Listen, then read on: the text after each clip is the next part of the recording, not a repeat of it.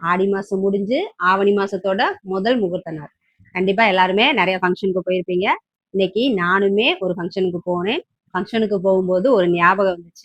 என்னன்னா, நமக்கு கல்யாண வீடுனாவே இப்பெல்லாம் என்ன ஞாபகத்துக்கு வரும்? நம்ம ஆளுங்க ஒப்பாரி வைக்கிறதானே ஞாபகத்துக்கு வரும். அதே மாதிரியே தான் எனக்கு இன்னைக்கு ஞாபகம் வந்துச்சு.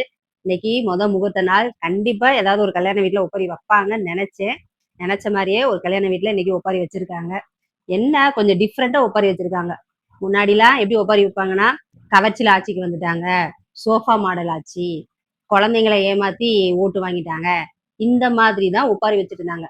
இப்ப வேற மாதிரி ஒப்பாரி வைக்கிறாங்க. என்னன்னா, நம்ம சட்டமன்றத்துக்கு வந்திருக்கோமா இல்ல சூப்பர் சிங்கருக்கு வந்திருக்கோமான்னு தெரியல. நம்ம கேட்கிற கேள்விக்கு அந்தந்த துறை அமைச்சர்லாம் பதில் சொல்ல மாட்டாங்க.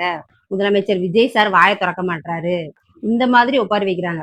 ஒப்பாரி வைக்கிறாங்க. என்ன டிஃப்ரெண்டா ஒப்பாரி வைக்கிறாங்க. முன்னாடி வேற மாதிரி ஒப்பாரி வச்சாங்க. இப்ப வேற மாதிரி ஒப்பாரி வைக்கிறாங்க. அடுத்து ஏதாவது நடந்துச்சுன்னா அதை வச்சு ஒப்பாரி வைப்பாங்க. ஒப்பாரி வச்சுட்டே தான் இருப்பாங்க. ஆனா ஒப்பாரி வைக்கிற விதம் தான் மாறும்.